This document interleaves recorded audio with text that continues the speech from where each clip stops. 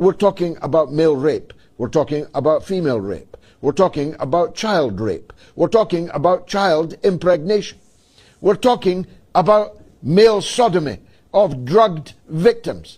We're talking about president after president of the American Republic accused in FBI documents of raping men and women, boys and girls. We're talking about murder. We're talking about cannibalism. We're talking about the eating of human flesh, sacrifice in satanic rituals. And it's all in the Epstein files. There's millions and millions and millions of pages to see here. And on virtually every page, another politician, another magnate of the capitalist system all over the world is revealed to be just about subhuman in their appetites, just about demonic in their proclivities, in their predilections. And they talk to each other about it in writing, in emails, in messages. They talk about torture. They talk about killing. They talk about murder.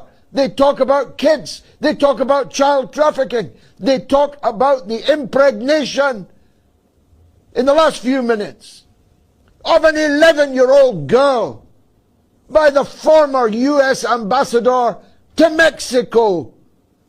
Wow. It's breathtaking, and it keeps on coming. It's like a torrent of sewage. It's impossible to keep track of it. It's only when you go back and start to painstakingly analyze it that you see the sheer depth of depravity, of degeneracy.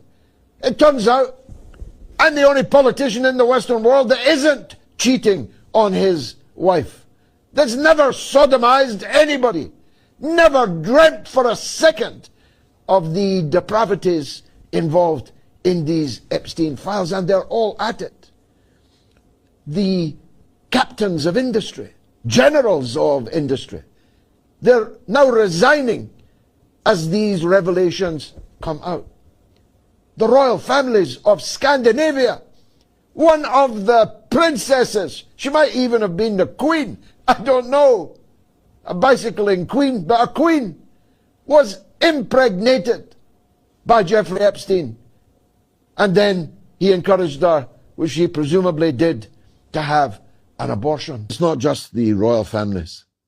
The British Parliament stands ruined this evening by the conduct of the former ambassador of His Majesty the King to the court of Donald Trump in Washington, Peter Mandelson. Now, I have known Peter Mandelson for more than 40 years. He was called the Prince of Darkness 40 years ago. Yet Blair and Brown both put him in their cabinets, even though he had already been sacked from the cabinet twice before, 3 times. He was in the British cabinet, and then he was made a peer of the realm.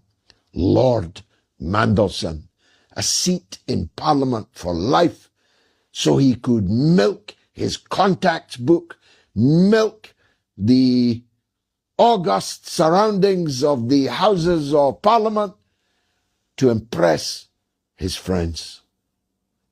And then Keir Starmer, who must have known everything that is in the Epstein files, except perhaps the financial details.